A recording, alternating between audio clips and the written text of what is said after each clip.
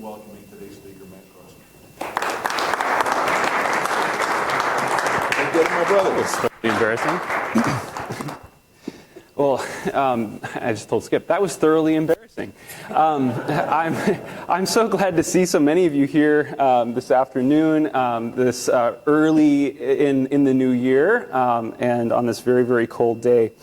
I know that we're all coming from a lot of different places today. I know that we're coming from different denominations, different cultures, from large churches, from small churches. Our youth ministries are perhaps at very different places when it comes to the role of music. Some of us come from churches where music is a really important life of the church as a whole, and our youth ministries have gifted musicians, and they're well deployed in a vibrant ministry. Others of us are in churches where, boy, music is hard on Sunday morning, and I'd be silly to try to make it happen with the youth. And probably a lot of us somewhere in between. My hope is that what I have to say this afternoon will be helpful to us at various different places. I have a lot to say for those who are maybe at the beginning of thinking about how to do music and make good use of music in a youth ministry. But also some things to say if you've kind of been at it for a while, kind of some next steps to take. In all of that, I'm very, very aware that, of course, I have a context. And what I'm going to be saying is going to be largely coming out of the places I've been, the places that I've ministered, and that's going to make it limited. So I just am quite aware that some in this room are going to be doing more translation work than others in terms of trying to figure out how to make use of this white guy's experiences in youth ministry and doing a particular sort of music in that. So just to fill out a little bit, Skip gave you some sense of what those contexts are for me. I've been involved in music ministry since I was 10 years old, playing piano in a Swedish evangelical covenant church outside Chicago, playing the hymnody of the church. As Skip said, as a music major in college and served as worship leader of a vineyard church here in New Haven, and that was a primarily white Anglo community, and then also in a multi-ethnic campus fellowship with InterVarsity at Yale. My summers in college, I spent leading worship at a Bible camp in Wisconsin, and interning at a small church called Willow Creek Community Church of about 15,000 people in South Barrington, Illinois, and then with an international church in Stockholm, which was populated equally by European expats and African refugees. I was in youth ministry and campus ministry for 5 years, during which I also served as a pianist for a fledgling casual service at an Episcopal church. And then 7 years ago, as Skip said, I helped plant a multi-ethnic vineyard church here in New Haven called the Elm City Vineyard. I'll call it ECV, I'm sure, more than once in this talk. One of the strengths of the Vineyard has always been musical worship. We love to worship, and we've been doing so in more or less contemporary idioms since the late 70s. But, of course, what's contemporary changes, I think, since the late 70s. Those contemporary idioms are mostly white people music, hippie rock music and its descendants. Though at ECV, we've been blessed to have a multi-ethnic community and have a worship experience that reflects some of the diversity of traditions from which our members come, including the Black church tradition, African music, Latino music. And so if you joined us on Sunday afternoons, you'd find a community that loves to worship, that spends a full half hour together just encountering God in musical worship. Listening to what God might have to say to us in that process. And so hopefully that gives you a sense of where I'm coming from. And like I said, I'm grateful for those who are doing kind of more translation work than others to be able to apply what I'm talking about. Regardless of where we're coming from, I want to make an observation that I think applies to a lot of American culture. And that is this. In American culture, at large, we don't sing corporately. It's not true in every culture. Actually, in Sweden, you get together quite regularly and just sing in public. It's just one of the things you do. You have sing-alongs. We don't do this, by and large, in our culture. When we do, the only place that we sing is we sing in church. We're hyper aware of this, actually, in ECV. We like to think about our Sunday gatherings and how are our Sunday worship gatherings kind of hospitable for those that are unfamiliar with kind of Christian culture. We think, one of the strangest things we invite people to do when they show up to church is we invite them to stand and sing together. Just about everything else we do in church, there's some parallel to in the broader culture. In the broader culture, we listen to people talk like we're doing right now. We read texts and we interpret them. We do community service projects together. We share meals together. Prayer, I suppose, is probably something that's marked as specifically religious. But I would wager that more non-religious people pray regularly than sing corporately. Singing is just like the weirdest thing that we do at church. And the kind of exception that proves the rule here is karaoke, right? But even that, right, we have to create a specific environment. We have to import it from another culture, give all these kinds of rationales to be willing to go ahead and sing in public. And even there, it's only one or two people usually doing it and other people watching or, worse, laughing, right? And that's really it. And when we think about singing in public, I think where our minds go, and certainly where our youth's minds go, is to reality television. Singing in public is something you do and other people judge you. And you stand in front of these judges and you hope at least one of them turns around and on their chair it says, "I want you." Right? You are accepted. You are loved. But of course, they could just keep their backs to you the whole time. And that is a bizarre kind of experience of singing in public for us. This wasn't always the case, isn't the case in every other culture around the world. And so it maybe is enough to make you ask, why are we even having this lecture anyway? Why music? Why sing at all? Maybe this is just a vestige of times gone by, and it just doesn't fit our cultural moment. Why sing? Well, not for nothing, of course. Scripture actually commands singing quite a lot. This is just a specific phrase, sing to the Lord. It shows up one or two times. And but why? Why is singing such an important part of our spiritual life, of our communal life as the people of God? And this afternoon, I want to suggest one rather, I think, straightforward, maybe a little bit counterintuitive at first, answer to this question. I think the answer is that music creates space. Music, corporate singing, creates a unique sort of space, a holy space, if you will. That is, my pitch to you this afternoon is that music is architecture.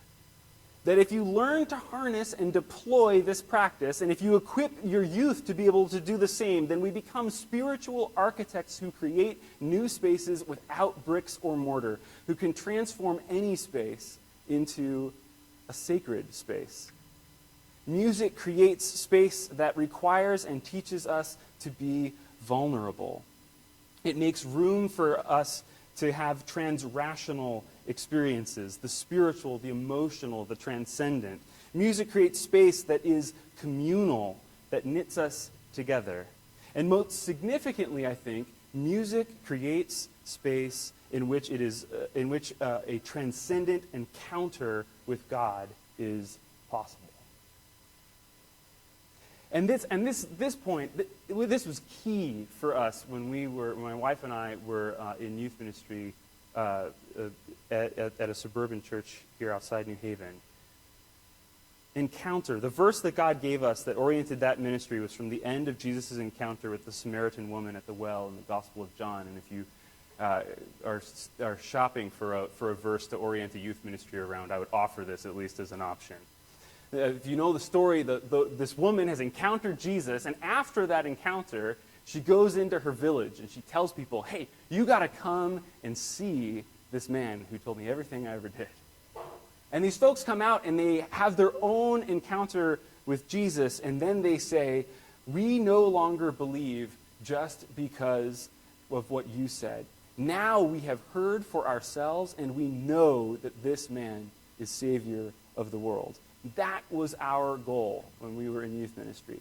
To get kids from "I'll take your word for it" to I've encountered Jesus myself.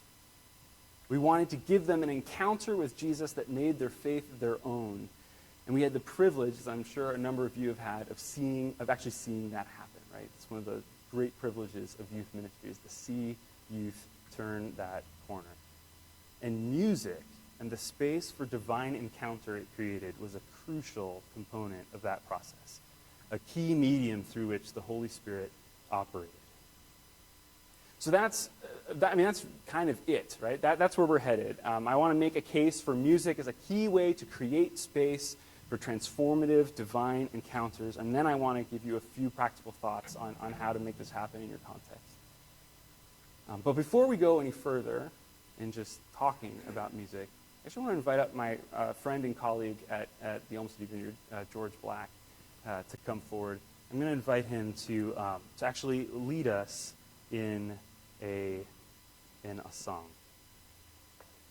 I don't have the words up there, but we'll follow. Yeah. So the words for this song called River of Life goes, I've got a river of life flowing out of me. It makes the lame to walk and the blind to see. It opens prison doors, sets the captives free. I've got a river of life flowing out of me. Spring up, O well, running in my soul. Spring up, O well, and make me whole. Spring up, O well, and give to me that life abundant. If you remember that, I invite you to sing along with me. Sing.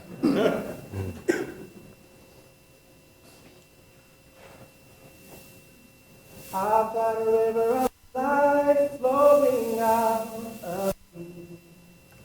Makes the lame to walk and the blind to see. Opens prison doors, sets the captives free.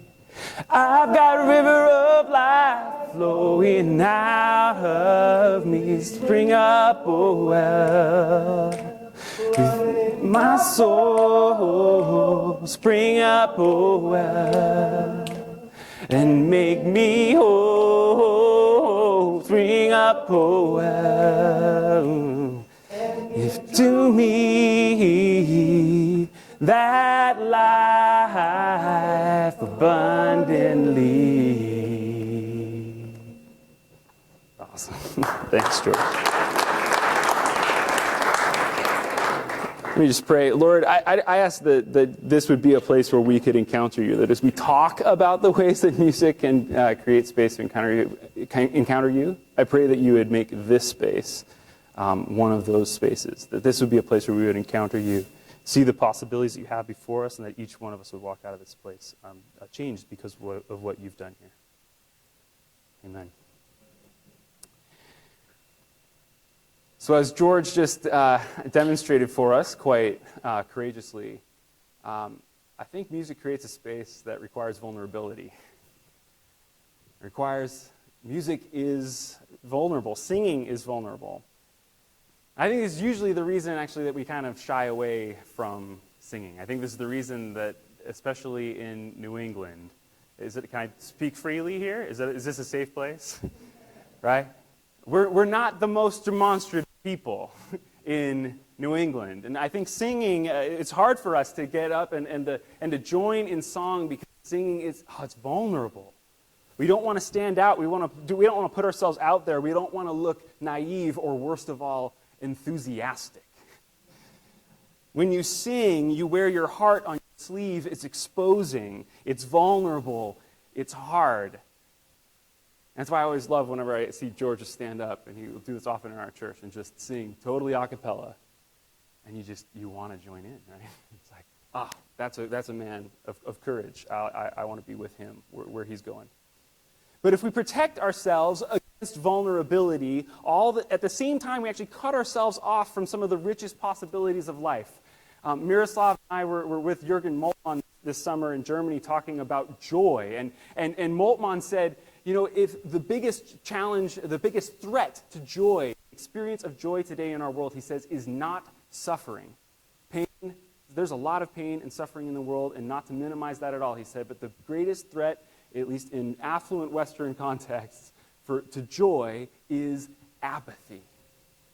We work so hard to protect ourselves from the possibility of pain that at the same time we don't realize that we're actually closing ourselves off from the possibility of the experience of joy as well. And so singing is vulnerable. So that's hard, but that's also good because we need to learn to be okay being vulnerable. And so I would just say, even when it comes to we'll talk about this, what if I'm not very good at music? How am I going to help this youth ministry with music? I'm not very good at it. That's okay. Being bad at it is actually good. That is a feature, not a bug of the system, right? Like you're supposed to feel vulnerable when you do it. Getting better at it doesn't really change that all that much. Worship leading, if singing itself is vulnerable, leading others in singing is that much more vulnerable. And I'm seeing some heads nodding, some people who've done it, right? Why? Because the goal of leading a group of people in worship is to encounter God. To have the Holy Spirit come and for God to reveal God's self to people. And what does that mean? That means when you take on the task of leading a group of people into worship, you're taking on a task whose success you can't guarantee. It's actually not in your control to make the thing happen, right? Because there's a sovereign God who has to come and reveal God's self in that moment, right? Oh, and there's a huge discipleship moment there, right?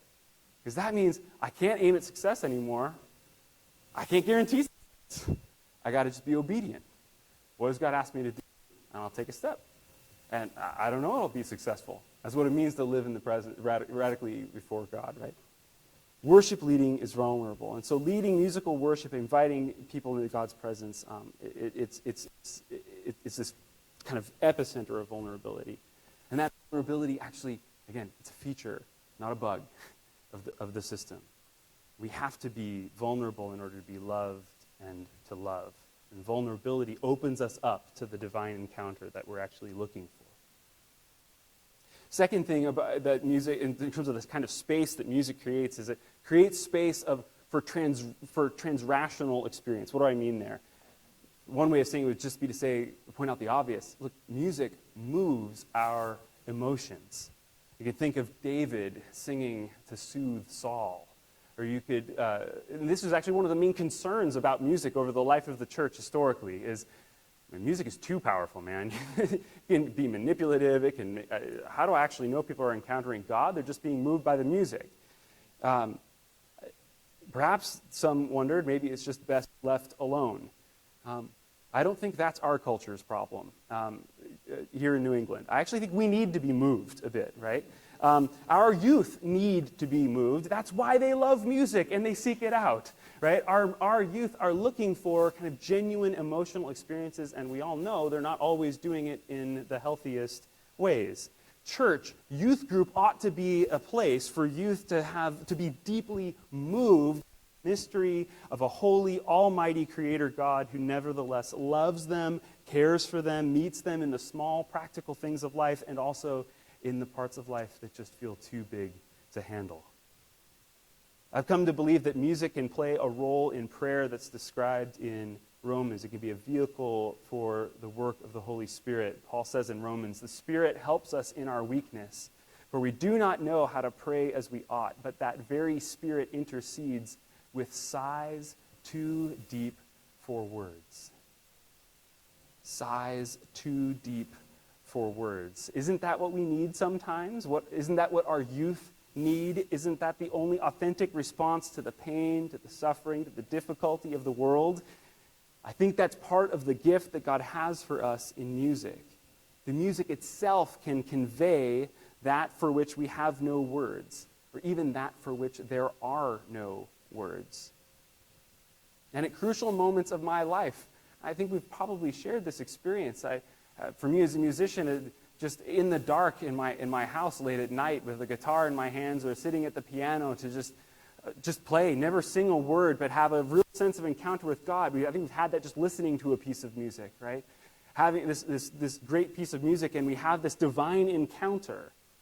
And if you ask, what's the whatness of that? What was that encounter about? You might have a hard time describing it, but you knew it when you're in it. And these are profound, transformative moments. And we can be a bit cognitivist about all this and be wanting to be very careful about all the content, and that can make us uncomfortable. But I think actually there are some things for which that you're just never going to figure out. And I think a vibrant experience in music, in spiritual community that's doing discernment together, that's keeping everybody from wandering off the deep end, it can be a really important component. But of course, most generally we don't sing alone. That's not at least what we're talking about this afternoon. We don't make music alone. Instead, we sing together. We make music as a group, as a team. The mechanics of music making are themselves a community-building enterprise. And so music, corporate singing in particular, is this amazing antidote for the crazy individualism that so many of us have fallen into. Right? It's like one of the big lies of the Enlightenment in the West. I sing, that being regularly in a corporate experience of musical worship is an antidote. I sing together with this group, and my voice is taken up into a collective voice that's bigger than mine. I come to know myself as a different sort of person. I come to know myself as a being in relation, someone to some extent constituted by these meaningful relationships that God has put in my life. I come to know myself as someone constituted, in fact, by a relationship to my Creator. This is an irreducible part of having a true encounter with God, to come to know ourselves as loved by God and therefore as loved as God's people. All right, so that's the kind of quick sketch of the sort of space of encounter that corporate singing can create. Space that's vulnerable, transrational, communal, place that helps us encounter God. I want to spend the rest of our time talking about some practical strategies. And I think I counted 5 that we're going to get to, but I'm going to cheat a little bit because I'm going to put in a number 0 at the beginning. Because before we get talking too much about all of these practical issues, I think there's a question that may be somewhere in the room that if we don't address, some people here just rightly would just check out. Some of you may be sitting here wondering, I'm not going to ask anybody to raise any hands, but some of you are sitting here wondering, what if I don't have a musical bone in my body? Again, no show of hands necessary. And first of all, we're going to go through several different responses to this objection. The first one is, are you sure? Really, the bar isn't that high. Remember? Part of what we're trying to instill here is a love and a new encounter with amateur music in a culture that's by and large we're just bombarded constantly with overproduced commercial music. We actually have an issue with music in our culture, not dissimilar to the one that we have with body image. Right? We've just never heard anything real, so we're kind of disappointed when we see the real, or when we actually hear the real. But we're looking actually to kind of have this be rough around the edges. So, are you sure? Maybe it's just vulnerable for you to step out in leading in music, just even with your voice. In which case, again, vulnerability is a feature, not a bug. Okay. All right, but you're like, nope, trust me, Matt, not a musical bone in my body.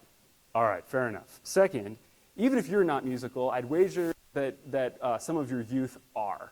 And they are actually eager to help you out in this. If you're starting from scratch with a young person who's going to help you kind of bring music into a youth ministry, what an incredible discipleship opportunity, right? Get a chance to talk with them about, boy, what are we doing when we sing together?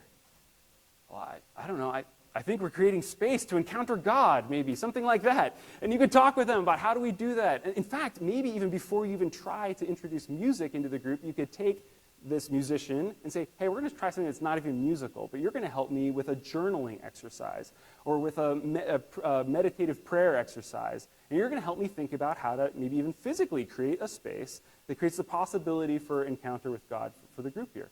And then we've kind of done that once or twice before we try to bring the musical piece in, right? You've also decentered the whole performance anxiety, which is probably what's on the youth members' mind, right? Because they're picturing their own American Idol or something, right? So no, it's not actually about the music. Music is a vehicle through which this encounter with God thing can happen. That's actually what we're after together, and that's really important. Okay. All right. Maybe you're even in a group where they're not even any of the youth are willing to admit that they're musical. In which case, there's an amateur musician somewhere in your church who will happily help you. You swear that that's not possible. Then let me say one last thing about using recordings for worship. I've done everything I can to avoid this because, like I said, I'm a little bit worried that recordings are vehicles through which this kind of commercial fake music. You have to understand what I'm saying. I'm not saying it's fake in some epistemological sense. I mean, like, mechanically, it's just been tweaked on computer and produced in ways that you will never reproduce with a group of humans in a room together. And I think there's kind of a sickness there, like I said, not unlike our sickness related to body image. But if you must, there are recordings that are spare. You find a recording that's just someone with a guitar, or someone sitting down at a piano, or even a recording that's just voices, right? I would encourage you to look for a recording that's the kind of music that you could imagine making together with the people that you're actually gathering, right? Rather than like the rock band for the arena in the group of 6 people sitting together, right? This can be done too, but I think you may have more success going with something more pared down. All right. With that out of the way, now that we all know that we all have some way into this. 5 practical tips. 4 strategies for successfully inviting youth into spaces of encounter, and then 1 strategy for helping them become architects of sacred space themselves. First tip, consider the vibe. I don't mean here the musical vibe. We'll talk about musical genre in a second. I mean the vibe of the physical space. Remember, when you're doing this, you are an architect. So you want to ask questions like, where are we meeting? Are we meeting in the church? What kind of room in the church are we meeting in? How large is it? All these sorts of things. Are we meeting in a home? I'm actually a big fan. We always had youth group meetings in our living room, my wife and my apartment. I know that there are cultural and other issues that go along with that. May or may not be possible. But all things being equal, I'm actually kind of a fan of doing youth group in a home, even maybe in a youth parents at a family house of one of the youth group members. You can take turns hosting youth group. There's something different about being together, right, in that kind of home environment. But at any rate, wherever you are, think about it. Where are we meeting? Architecture always wins. So think about that. What is the lighting like? This actually, I think, is actually really important. Remember, you're asking people to do something really, really vulnerable. These are adolescents. They're already paranoid about being judged to begin with. So, I mean, again, we're getting into very culturally specific things here, so feel free to throw this away if it doesn't work for you in your context. But I'm a fan of, can we have a little less than full light going on? A darker room makes you less concerned about what other people are seeing when they look at you. Fluorescent lights are the enemy. We're working hard in this space right now. Lamps and candles are your friends. These sorts of lighting schemes are conducive to transrational encounter. I submit that all the DJs in the clubs already know this, so we can share what they know. My second tip has to do with genre.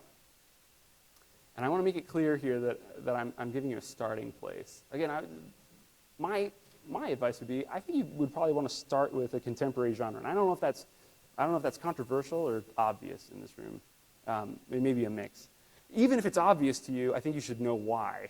Because I found myself in lots of environments where people were totally committed to doing contemporary music for all the wrong reasons. And it actually is really, it hurts, the enterprise. Why do we do contemporary music? Not, I don't think, because it's hip. Not because it's cool. Don't worry, you have no hope of actually being hip or cool anyway. So that's good. It's actually not about that. I think we use contemporary musical idioms because it's vernacular. It's the musical idiom. Music is like language. You're using the language of the people. And so, let's not put up a musical language barrier between the teens and the music that we're inviting them to sing. But we know more than that, right? And there's a reason I use that word vernacular, right? Those of us, especially in the Protestant tradition, know, hey, when you do vernacular translation right, it actually has deeply profound implications for the way that you do church together. And so the vernacular translation done well has the result of sanctifying the everyday. So our youth encounter God through the sort of music that they listen to on the radio, and they begin to get an ear for the redemptive possibilities that are actually latent in that culture. And so I try to keep my ear out for great worship music that's just actually laying around in the broader culture that hasn't been tagged by anyone as Christian, which is useful.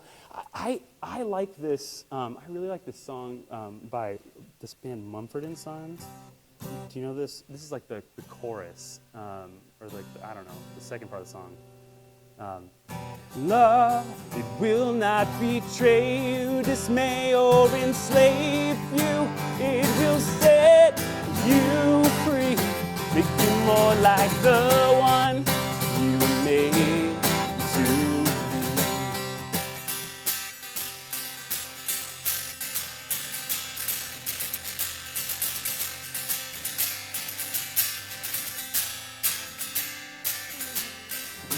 Beauty of love as it was made to be. That's on the radio. It was like 2 years ago, right? That's an incredible. Oh my goodness. I'm also modeling, if you can't solve vulnerability, by singing in the middle of giving a long talk. But we would spend time. So we would bring a song like this, right, like into the youth group.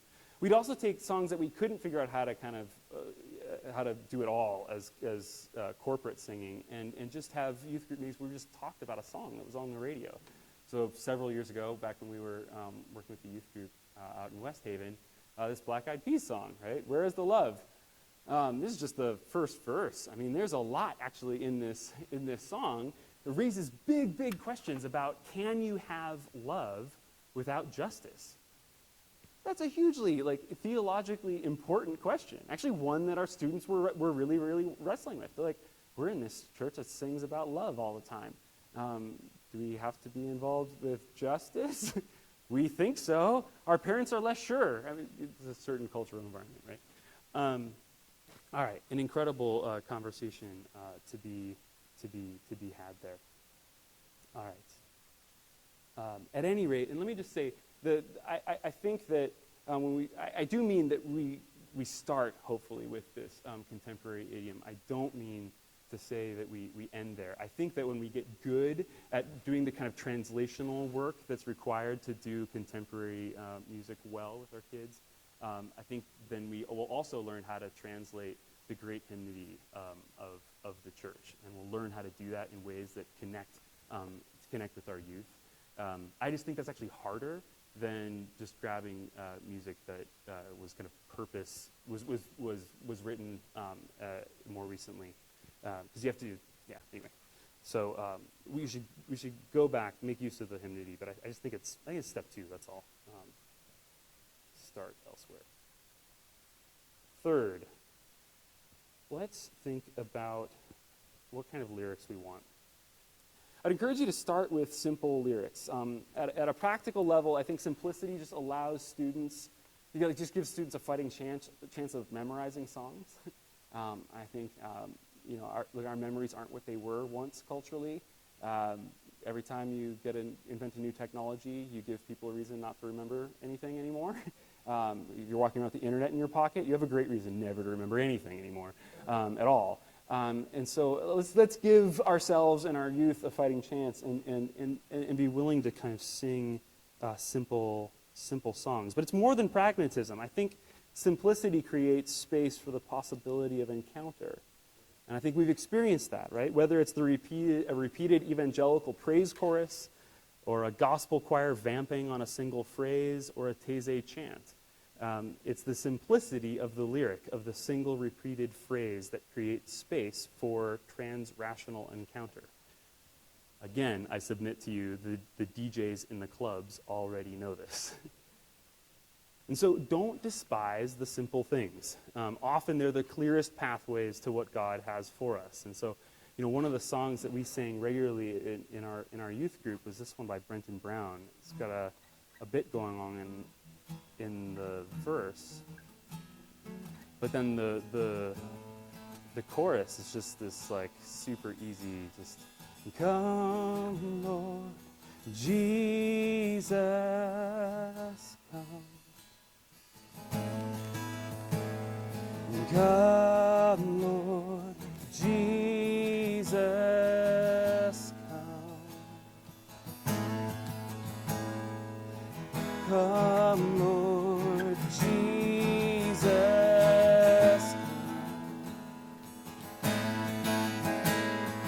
come, Lord Jesus, come. And that's you memorized it already, so that's useful. A related freebie. This doesn't even count as one of your 5. The bonus for you. Be willing to repeat. Either as you lead songs, be willing to go ahead and just repeat the heck out of that sucker. Repeat that line. Like I said, I think it's actually part of the key. And also be willing to repeat the same song. Yeah, especially if you've been practicing, maybe you're a little bit nervous. You've played this song 10 times for every time that you've actually done it with the youth. You're going to get sick of it faster than they will. Repetition is your friend pedagogically. So honestly, if you're just getting started, I think you're looking for 2, 3, or 4 songs for a semester, right? And you can just sing those all semester, and that'll be good. That's plenty. So I think that's helpful. Let's talk a bit about what we want to sing about. What are the topics that we want? Obviously, I think we want to sing about encounter. And my hunch is that you'll find that these are the songs that youth want to sing. Our worship pastor told our community recently a story of singing this song with youth who lived on the streets of Buenos Aires. They just kind of asked her, hey, is there a song that you know? Could you sing for us? She had her guitar with her. And she pulled out this song. You saw me when no one saw me. You loved me when no one loved me. And you gave me a name. I'm the apple of your eye because you loved me. And they said, what is this song talking about? I said, this is about God. Said, no one ever sees me. You kidding me? I sleep here in the train station. People walk by me all the time. God sees me?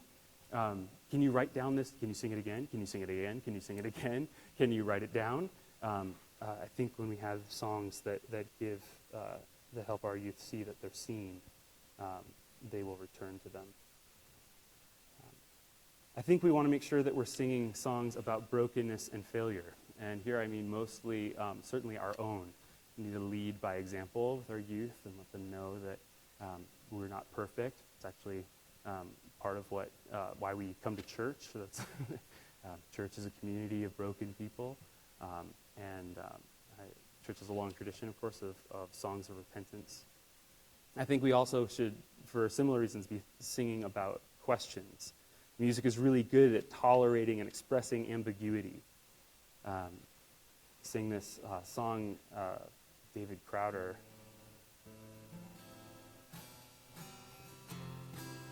I need words as wide as sky. I need a language large as this longing inside. I need a voice that's bigger than mine. I need a song to sing you that I've yet to find. And just sing aporia, right? I don't have the answers, and that's what this song is about. This is what we're going to sing together.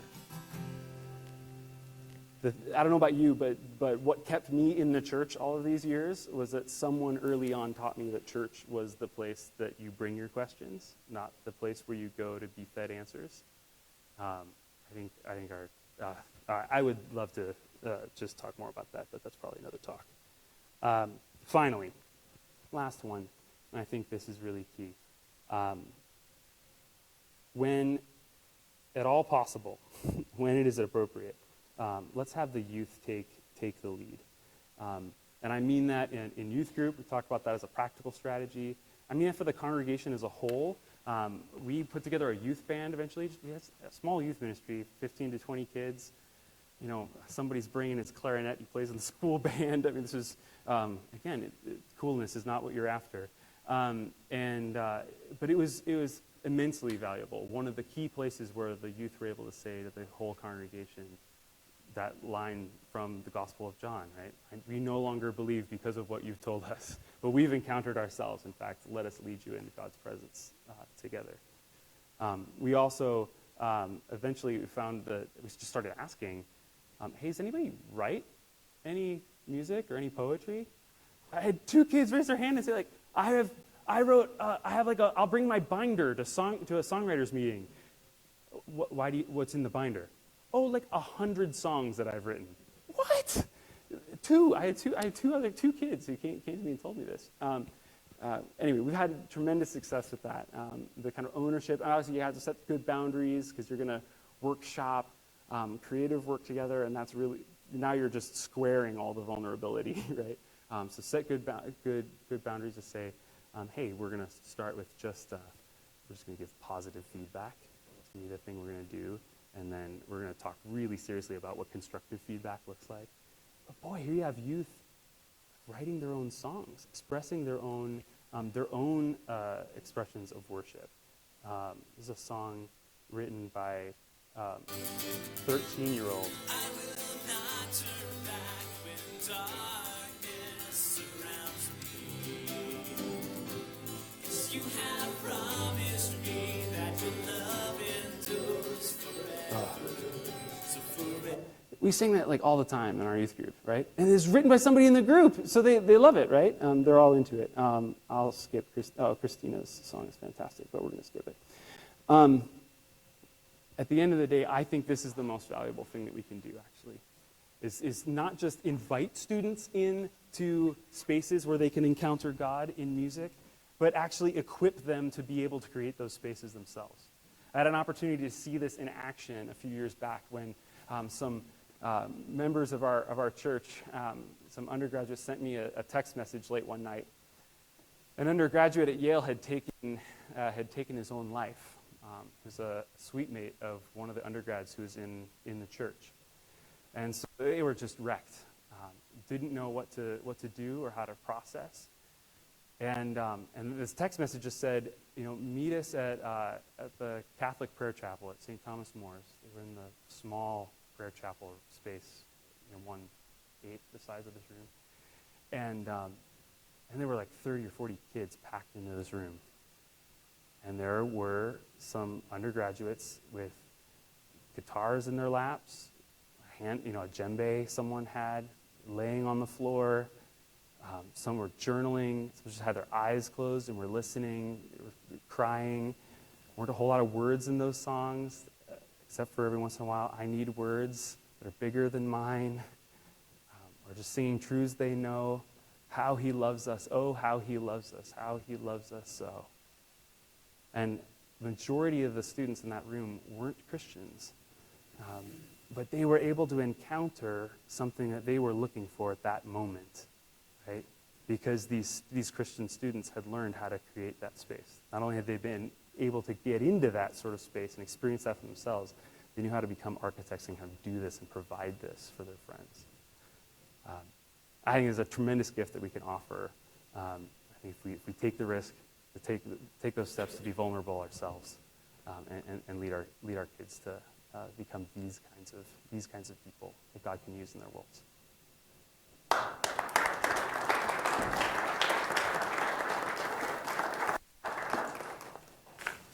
You can now see how lucky we are to be able to think of this culture on board.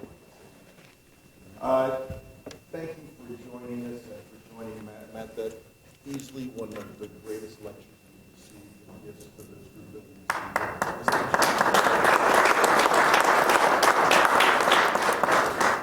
just like to see this thing go on, but we have a covenant with you who are sitting in front of a video screen and have to go back to work, or with you who have got to get to appointments or to lunch or not today classes, thank you, Lord, but other responsibilities.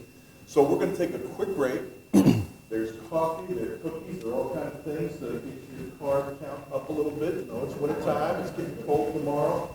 But if you want to go get some of that, and if you need to leave, go ahead with our gratitude. But if you have some time, come on back, and Matt will answer questions and engage, and we all have challenges in our churches. So come on back, and we'll continue for 15 or 20 minutes as the need exists. Please remember, next month, first Wednesday of the month, Lillian Daniel, author of Spiritual but Not Religious, here on how that relates to our ministries with you. Thank you for coming today. Coffee and cookies.